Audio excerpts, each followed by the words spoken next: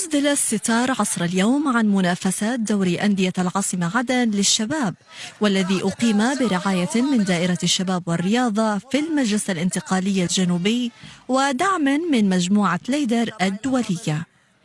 وشهدت المباراة الختامية حضورا جماهيري غفير ملأ مدرجات ملعب الشهيد الحبيشي التاريخي الحاضن للقاء الذي جمع وحدة عدن وشمسان في اللقاء الختامي للبطولة، التي أعادت روح وحياة هذه الفئة التي همشت لسنوات عديدة. صمت كبير شهده ملعب المباراة قبل صفارة البداية، بعد أن وقف لاعبي الفريقين والحاضرين والجمهور وقفة حداد لأرواح الشهداء في فلسطين. اليوم نختتم بطولة دوري عدن للشباب، هذه البطولة التي كانت أكثر تميزا، واليوم نسدل الستار. نتمنى أن تكون هذه البطولة متميزة وأن تعاد في القريب العاجل لكل الفئات العمرية لما لها من أهمية في رفد الفرق الممتاز من خلال الكوادر الرياضية.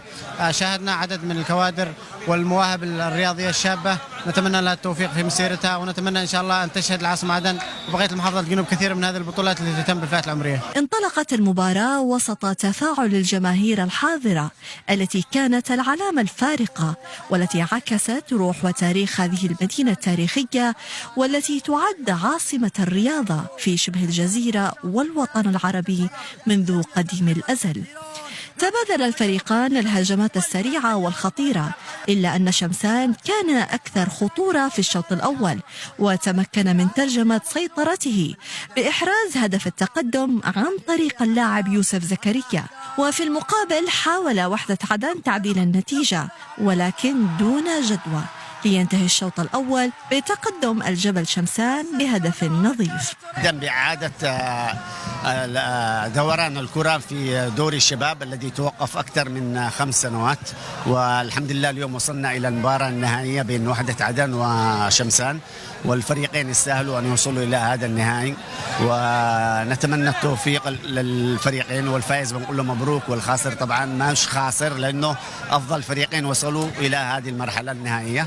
وفي الشوط الثاني دخل وحدة عدن أكثر إصرارا لتعديل النتيجة، وخطف هدف التقدم وحاول هز شباك شمسان بأكثر من مناسبة، ولكن هجمات لاعبيه اصطدمت بدفاعات شمسان المتقدم، والذي كان يلعب على المرتدات بغية تعزيز نتيجته. وكان له ما أراد عندما حافظ على تقدمه، لينتهي اللقاء بفوز شمسان على وحدة عدن بهدف نظيف والتتويج بطلا لبطولة الشباب لأندية العاصمة عدن.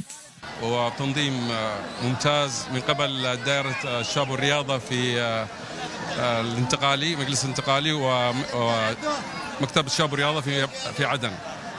طبعا طعم الفوز رائع جدا، ونشكر كل من بذل الجهد في تنظيم هذه البطولة.